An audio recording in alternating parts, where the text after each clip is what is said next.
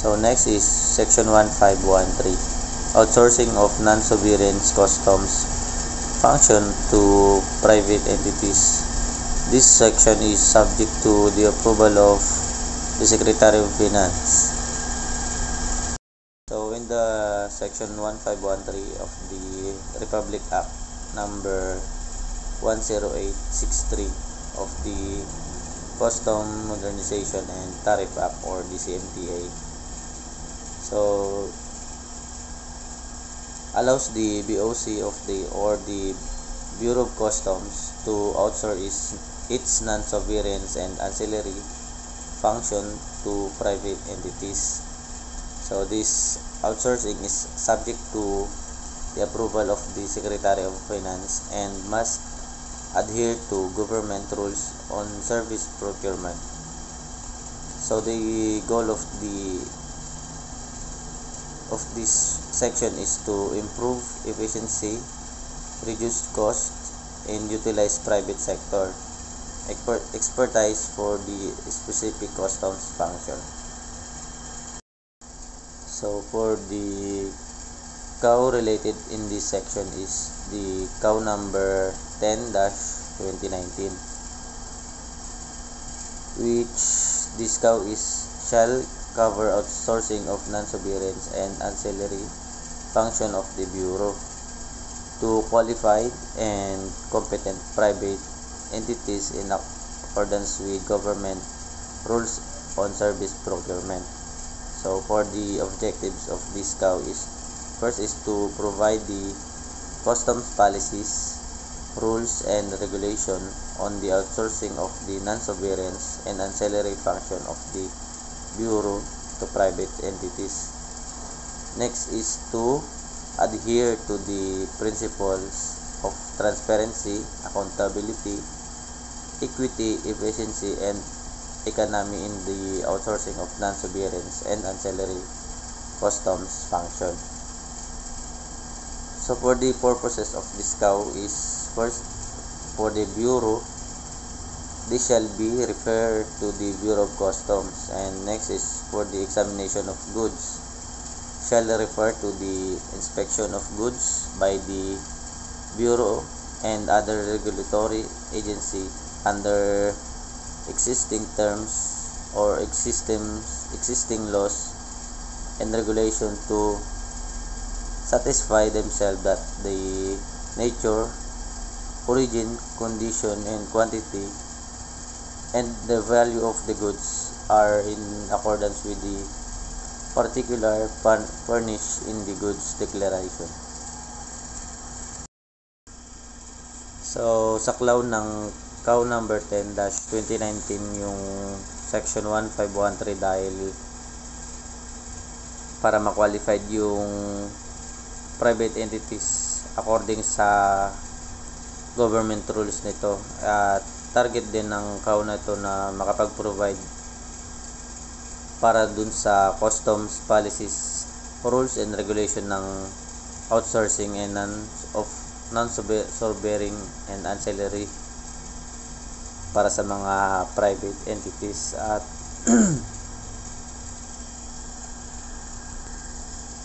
at para sumunod din sila sa transparency, accountability, equity, and efficiency sa pag-outsource ng non-sovereign and ancillary customs function. At purpose din ng cow na to yung sa examination of goods by the Bureau and the other regulatory agencies para masatisfy o masiguro nila yung nature, origin, condition, quantity, at saka yung value ng goods base dun sa goods declaration. So next section is section 1514, international standards and best practices. The Bureau may adopt international standards and best practices in customs administration laid down by international agreement or convention pertaining to trade facilitation, supply chain security and related matters, whether or not in the Philippines is signatory to such international agreement or convention. So it says that the section 1514 of the Republic Act number 10863, also known as the CMTA, allows the BOC to adopt international standards and best practices in customs administration. So these standards and practices can be derived from any international agreement or convention related to trade facilitation, supply chain security, and related areas, regardless of whether the Philippines is signatory to that particular agreement or convention. This means the BOC can implement internationally recognized approaches to improve customs efficiency and security, even if they are not part of a specific international treaty. So for the correlated of this section is CAO number 08-2019. So this CAO covers the guidelines and procedure for the monitoring and control of the movement of all types, categories, or classification of containers, whether loaded or empty at the seaports. So the objectives of this CAO is to prescribe the dwell time of all incoming containers, whether loaded or empty, which are granted temporary admission, and provide a system of monitoring all incoming and outgoing containers, whether loaded or empty. And second is to effectively institute safeguards measure over all incoming and outgoing containers. Third one is to ensure proper collection of government revenues from overstaying containers as a source of non-traditional revenues. So the fourth one is to provide a system for monitoring and validating of data and statistics on all incoming and outgoing containers. And last is to establish a database of all incoming and outgoing containers in all ports as to transfers, transits, and status of the containers, whether overstaying or not, through the full use of information and communication technology enabled system.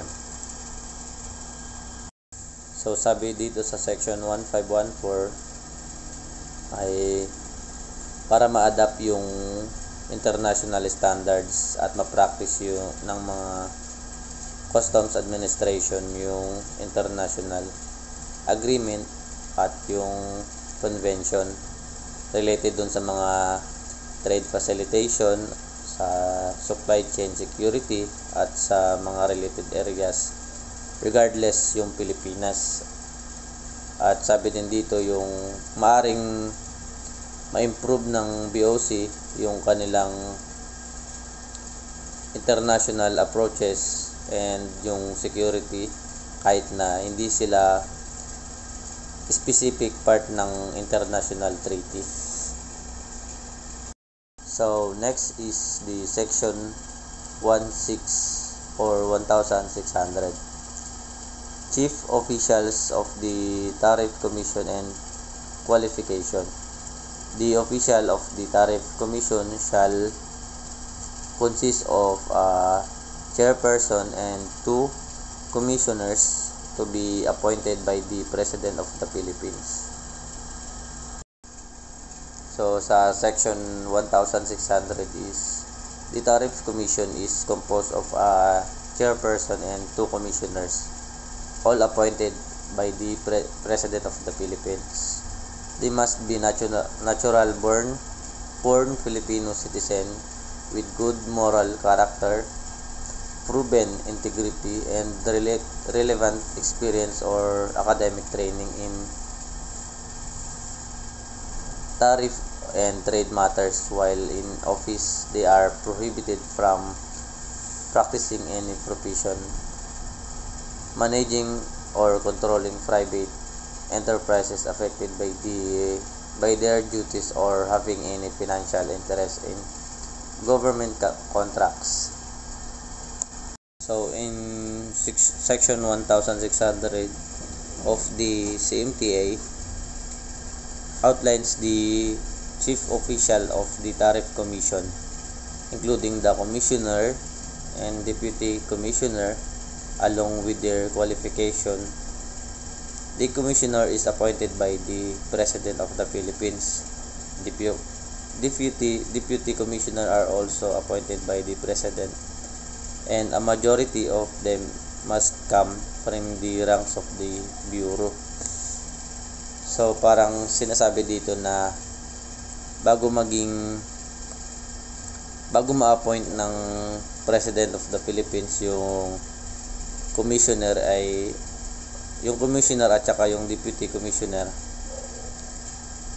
majority nito yung may ranggo sila sa bureau, yung Filipino born citizen sila, at saka kumbaga may experience sila sa field ng custom, ganun.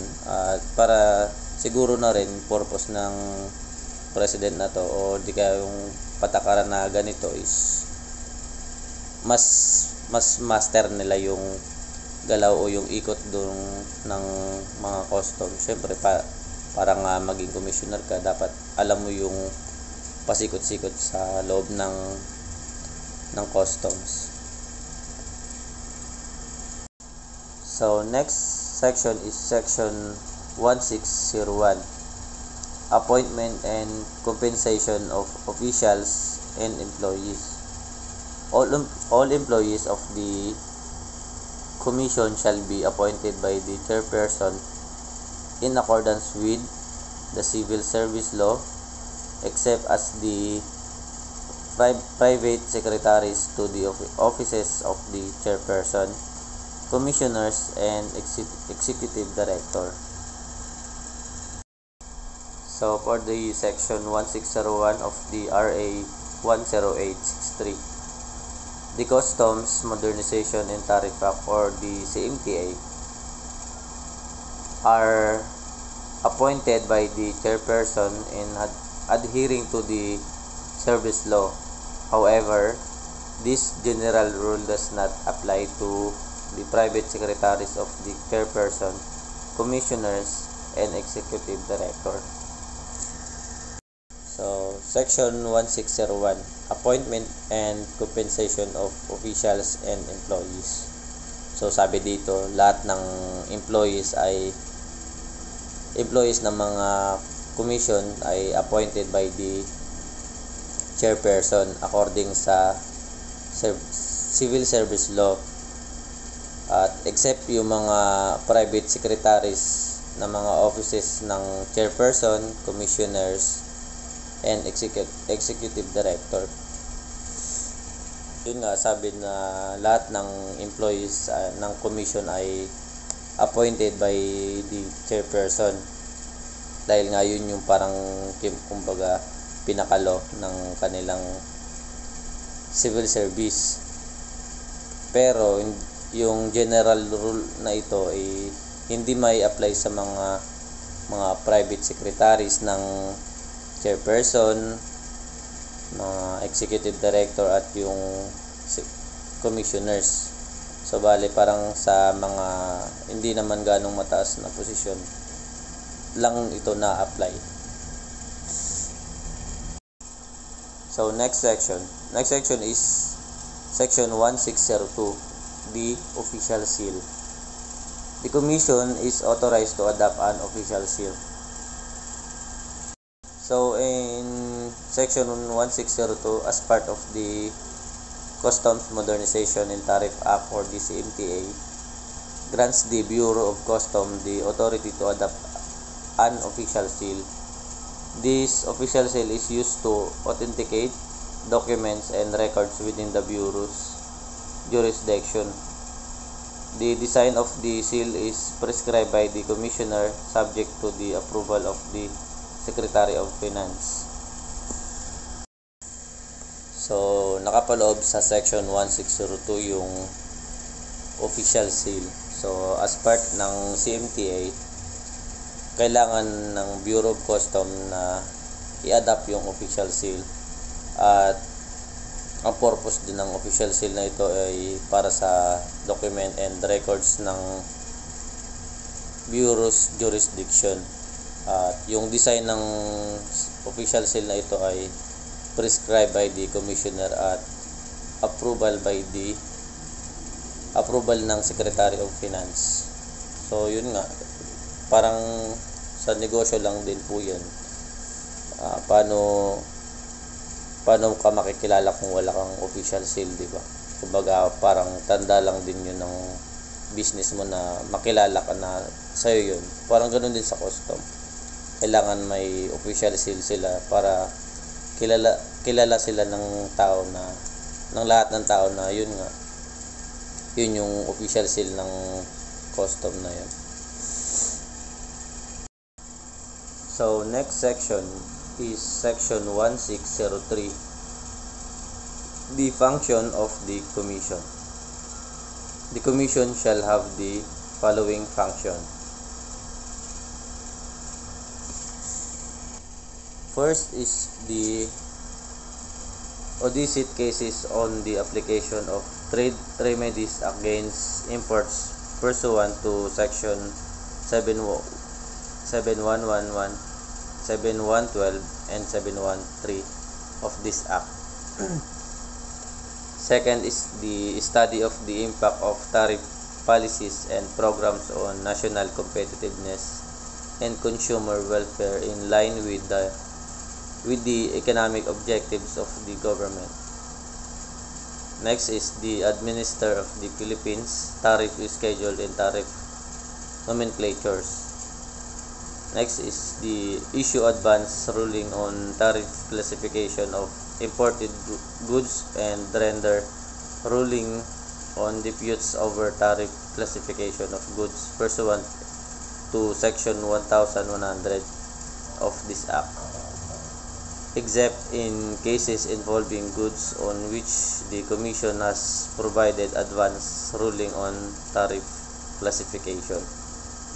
So next is provide the President and Congress with independent analysis, information, and technical support on matters related to tariff and non-tariff measure affecting Philippines industries and exports for policies guidance. Next is analyze the nature and composition and the classification of goods according to tariff, commodity classification, and heading number for customs and other related purposes, which information shall be furnished the NEDA, DTI, DA, DOF, DENR, and BSP. Next is the review the trade agreements for negotiation and trade agreements entered into by the Philippines and make recommendation, if necessary, on the consistency of the terms of the agreement within the national policy objectives. Next is conduct public consultation and public hearing pursuant to its function. And last one is deputize or delegate to appropriate government agency its function of rendering ruling on its disputes over tariff classification of goods until the plantilla position necessary for undertaking such function have been approved and filled up, provided that such delegation of function shall not extend beyond 3 years from the effective of this act. So the Tariff Commission function as outlined in CMTA section 1603 include adjudicating trade remedies, studying the impact of tariff policies, administering the tariff schedule, issuing rulings on tariff classification, providing analysis to the President and Congress, and analyzing the nature and composition of goods for customs purposes. So yun, nakapaloob lang din naman sa section 1603 yung function of the commission, na yun na nga sa nabanggit ko. Isa na dun yung trade remedies, studying impact of tariff policies, administering tariff schedule, issuing rulings on tariff classification, providing analysis of the President and Congress, and yung analyzing the nature and composition of goods for customs purposes. So next section, section 1604, reports of the Commission. The Commission shall place at the disposal of the President and any member of the Congress of the Philippines all information at its command. It shall conduct such investigation and submit report as may be required by the President and the Congress of the Philippines. So for the section 1604 of the Customs Modernization and Tariff Act, or the CMTA, RA 10863, outlines the reporting obligation of the Bureau of Customs. The Bureau of Customs is required to share all information at its disposal with the President and any member of the Congress of the Philippines. Additionally, the Bureau of Customs must conduct investigation and submit report as requested by the President or Congress. And finally, the Bureau must report to the President and Congress on the first Monday of December each year, providing a summary of the methods adopted and all reports made during the year. So, section 1604, reports of the Commission. So, sabi dito, required na mag-report yung Bureau sa information at sa disposal regarding with the President and any member ng Congress of the Philippines. Sabi din dito na required din silang mag-conduct ng investigation at mag-submit ng reports as requested by the President or the Congress. And required din sila na mag-report sa President at Congress every first Monday ng December yearly, at mag-provide ng summary of methods adopted with reports during sa year na yon. Kumbaga, ito yung yearly report ng Bureau of Customs. Next section, section 1605, access to documents and assistance to the Commission. The Commission or its duly authorized representative shall have access to any document, paper, or record pertinent to the subject matter under investigation in the possession of any person, firm, corporation, co-partnership, corporation, or association engaged in the production, importation, or distribution of goods under the investigation, and shall have power to summon witnesses, take testimony, administer oaths, and to issue subpoenaed juris tecum requiring the production of books, papers, and or documents relating to the matter under investigation. So for the section 1605 of the Customs Modernization of Tariff Act, or the CMTA, specifically section 508 addresses to access the documents and the obligation of assistance to the Commission. This section grants the Commission the authority to request access to documents, records, and other information relevant to its functions, and allows the Commission to conduct verification and ocular inspection of parties involved in investigation. So, Section 1605. So, sabi dito, parang nakapaloob lang dito sa section na to yung mga documents, request sa records, and other information relevant to inspection, at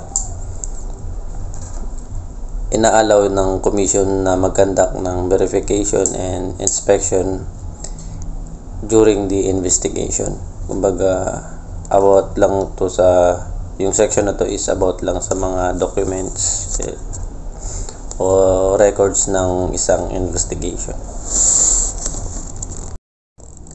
So, next section, Section 1606, Sworn and Verified Statements.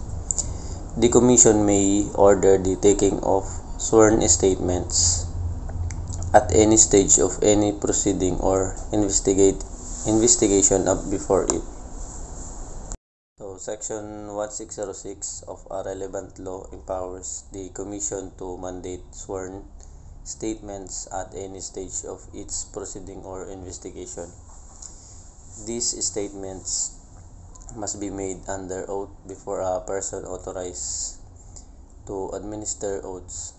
Furthermore, the Commission can require importers, growers, producer, manufacturers, or sellers to submit sworn statement detailing their selling prices in the Philippines. So, Section 1606, nakapaloob dito yung sinasabi dito na from the word sworn o pagdeklara ng facts, at sinisigurado na yung facts na yun ay totoo. At madalas nangyayari to o mas kinakailangan to during the investigation para mas makakuha ng legit o totoong information about dun sa pag-investigate. At nire-require ng commissions yung mga importers, growers, producers, manufacturers, or sellers na mag-submit sila ng totoong selling price nila, lalo dito sa ating bansa sa Pilipinas. Kumbaga, para mas ma-monitor ng commission yung mga sellers kung paano nila binebenta yung products nila o magkano yung prices ng products nila. So, next section, Section 1607, Implementing Rules and Regulation. The Commissions shall promulgate and adopt such rules and regulation as may be necessary to carry out the provision of this Act. So, Section 1607 of the Customs Modernization and Tariff Act, or CMTA, states that the Commission is responsible for developing and implementing rules and regulation to ensure the Act's provisions are carried out effectively. This power allows the Commission to provide more specific guidance and on how the CMTA should be applied in practice. Here's more detailed explanation. So, first, purpose. This section empowers the Commission to create and enforce rules and regulation necessary to implement the CMTA. So, the implementation, the Commission's role is to translate the general principle of the CMTA into practical operational guidelines and procedures. Flexibility. This provision allows for adaptation to changing circumstances and provides the flexibility needed to address specific issues that may arise during implementation. So, Section 1607, Implementing Rules and Regulations. So, from the words implementing, dito na yung sinasabi na pagsasakatuparan ng rules and regulation. Ito, yung goal nito ay para malaman o ma-develop kung effective nga ba yung ginagamit o pagsunod sa rules at regulation, at mas nakakapag-provide yung commission ng guidance kung paano sinusunod yung CMTA. So, next, Section 1700. Congressional Oversight Committee. The Congressional Customs and Tariff Oversight Committee, herein referred to as the committee, is hereby constitute in accordance with the provision of this act. So, first is monitor and ensure the proper implementation of this act. Second is review the collection performance of the Bureau. Third is review the implementation of the programs of the Bureau. In furtherance of the herein above cited objectives, the committee shall require the Bureau to submit all pertinent information, which includes industry audits, collection performance data, and status report on administrative, civil, and criminal action initiated against persons. So, Section 1700. The committee shall be composed of the chairperson of the on ways and means of the Senate of House of Representatives and 4 additional members from each house, to be designated by the Senate President and the Speaker of the House of Representatives respectively. This section creates a special oversight body called the Congressional Customs and Tariff Oversight Committee. Its main role is to oversee customs and tariff matters to help improve and guidelines legislation. So, who makes up the committee? The committee is composed of first, chairperson of the committee on ways and means from both. Second is the Senate. Third is the House of Representatives, and 4 additional members from each house, chosen by the Senate President, the Speaker of the House of Representatives. So in total, 2 chairpersons, 1 from Senate, 1 from House, and 8 additional members, 4 from each chamber. In total, 10 members. So, sa Section 1700 na Congressional Oversight Committee. So, parang sinasabi lang dito yung lahat ng members ng Congressional Committee. So, bali nga, based on my research, meron siyang 10 members na binubuo ito ng committee, chairperson of the committee, Senate, House of Representatives, 4 na additional members from each house, chosen by the Senate President, the Speaker of the House of the Representative. So, 2 chairperson, isang from Senate, isang from House, at 8 additional members. Yung 8 additional members is 4 doon is from chamber. So, next, the final provision. Section 1800. Implementing rules and regulation. The Secretary of Finance shall, upon the recommendation of the Commissioner, promulgate the necessary rules and regulation for the effective implementation of this act.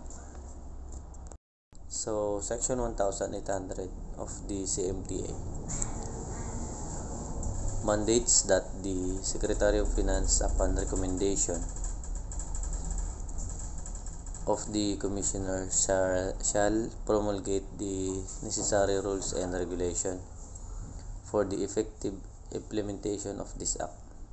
This ensures that the CMTA is properly enforced and understood, guiding its practical application. The rules and regulation are designated to facilitate the smooth operation of customs procedure and modernization efforts. So, Section 1800. So, sinasabi dito na yung commissioner ay kailangan niyang ilaganap yung rules and regulation na implementahan sa section na ito, at masiguro na yung CMTA ay understandable para yung guide ng practical application ay smooth lang yung operation ng customs procedure at modernization efforts. So, next section, Section 1801. Transitory provision. All suits proceeding or prosecution, whether civil or criminal, for causes arising or acts done or committed prior to the effectivity of this act, shall be commenced and prosecuted within the same time, in the same manner, and with the same effect as if this act had not been enacted, and all rights acquired, offenses committed, and penalties or forfeitures or liabilities waived prior to the said effectivity shall not be affected hereby. So, Section 1801, which transitional provision ensures that legal action, or the civil or criminal, for causes arising before the act's enactment are handled under pre-existing laws. It also clarifies that rights acquired, offenses committed, or liabilities incurred before the enacted or enactment remain unaffected by the law or the new law. This means the new law does not reactively apply to action or events that occurred before its effective date. So, for the correlated of this act, Section 1801, the CAU 10-2008 states that if payment confirmation for a final payment instruction is not received within 15 days, the importer is deemed to have failed to claim their importation, leading to abandonment. The notice required under the Section 1801 refers to the notice to file entry for imported articles, not the arrival of the goods, according to the Supreme Court case. So, sinasabi dito sa Section 1801, base sa CAU 10-2008, sa loob ng 15 days, kung hindi mo pa nare-receive yung final payment or ng isang importer, maaari na itong maging failed to claim or maging abandonment. So, yung notice na ito ay syempre under ng Section 1801. So, refers to file entry for imported articles. Dahil nga hindi nga siya dumating or hindi siya na-receive sa loob ng 15 days. parang kung i-relate natin sa sinasabi dito sa topic natin na section 1801 sa mga transitional provision, kumbaga sa mga mapasibil man to or criminal case ba to, ganun. So kumbaga yung kunwari example, ito yung mga bagong batas na pinapatupad ng gobyerno, ganun. So hindi pa rin mawawalan ng basta-basta ng visa yung mga lumang batas, kahit na may mga bagong batas na ipinapatupad ng yung mga gobyerno natin. So kumbaga mahaba pang proseso bago mapapalitan man siya, pero mahabang proseso pa bago ito mawawala ng visa yung mga lumang batas o mga nauna pang batas. Parang ganun din sa sinasabi sa CAW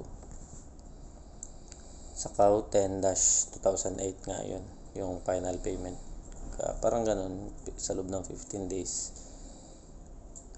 maaari siyang magiging abandonment kasi nga hindi siya na-receive or hindi dumating. So yan. So for the next section 1802 or 1802, the saving clause. All other laws, acts, executive orders, and customs administrative orders or DCAOs, customs memorandum orders or DCMOs, orders, memoranda, circulars, rules, and regulation issued by the Bureau under the provision of Presidential Decree number 1464, otherwise known as the Tariff and Customs Code of the Philippines of 1978. So, Section 1802 of the Customs Modernization and Tariff Act or the CMTA states that all pre-existing laws, executive orders, and customs administrative orders or the CAO or the CMOs, orders, memoranda, circular rules and regulation issued under the old Tariff and Customs Code of the Philippines, not contradicting of the CMTA, remain valid unless they are repealed or amendment according to the CMTA's provision. This ensures a smooth transition to the new customs framework while maintaining the validity of existing regulation where they don't conflict with the CMTA. So for the CAO 17-2019, customs administrative order or by the BOC addresses the abandonment of imported articles, including the effects and treatment of such abandonment. Section 1802 of the Tariff and Custom Code of the Philippines or the TCCP, reference in CAO 17-2019, deals specifically with the abandonment or imported articles. A saving clause in this context would refer to provision that preserve the validity or effect of certain aspects of the law or regulation even in the event of an abandonment.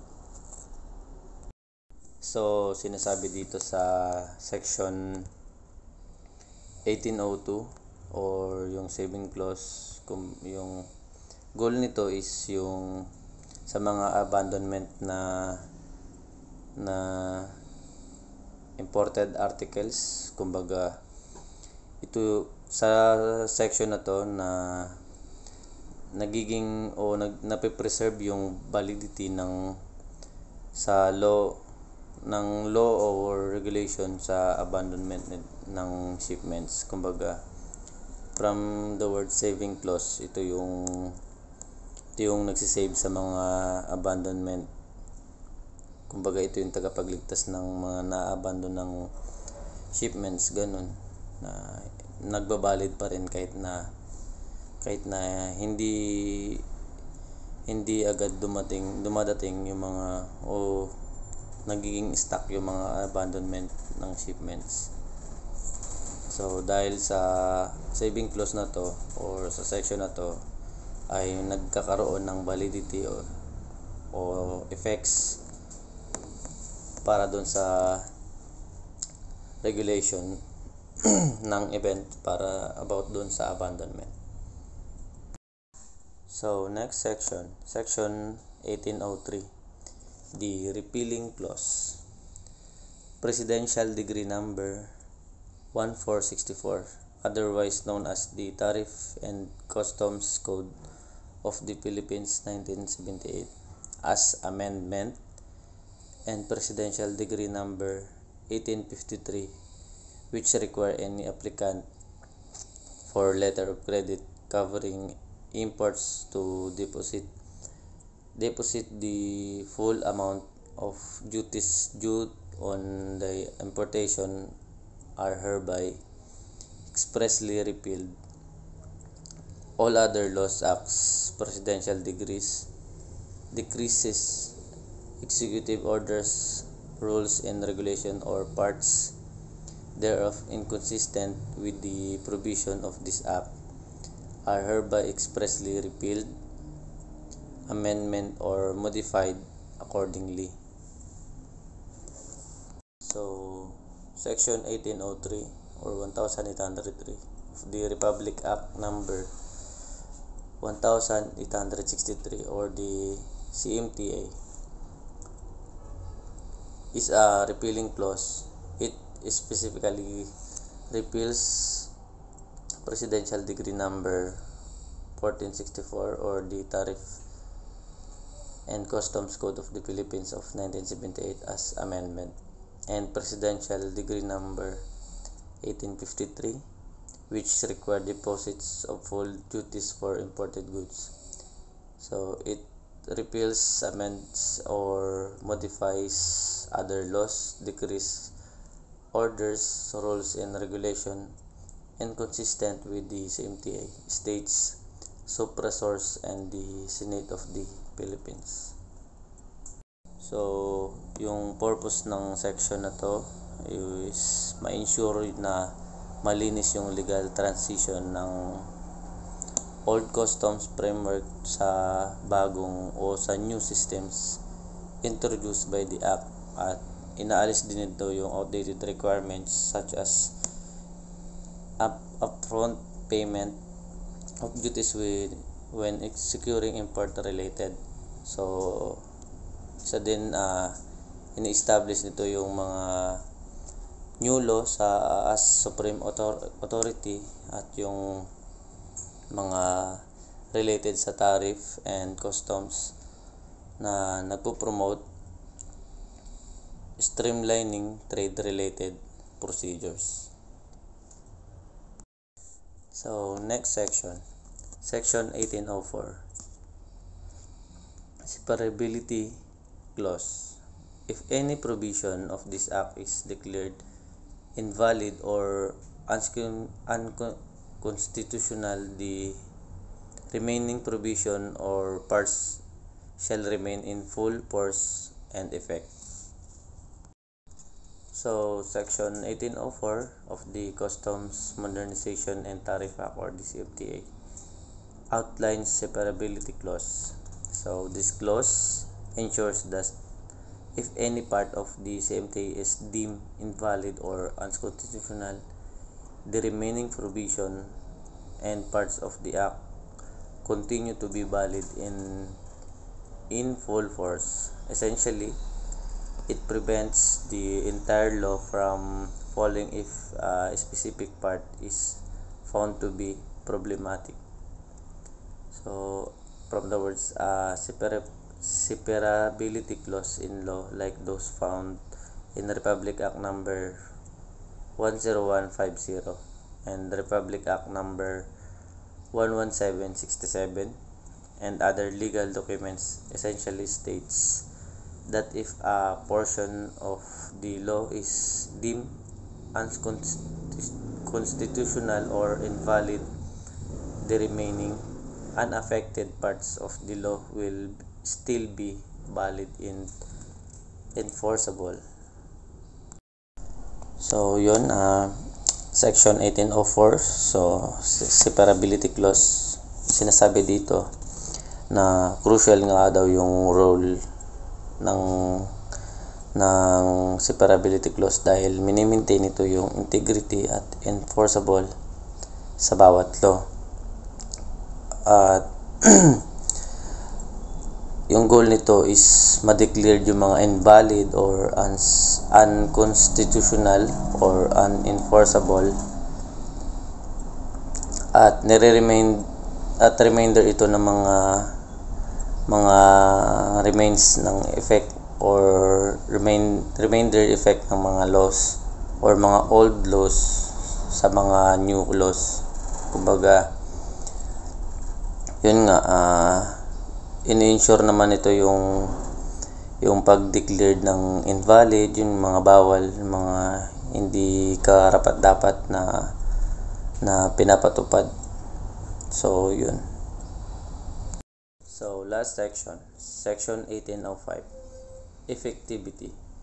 This act shall take effect 15 days after its publication in the official gazette or in a newspaper or of general circulation. So section 1805 of the CMTA deals with the effectivity date of the law. So the CMTA takes effect 15 days after its publication in the official gazettes or in a newspaper of general circulation. The CMTA was signed by President Benigno S. Aquino III on May 30, 2016 and was published in the Manila Bulletin on June 1, 2016.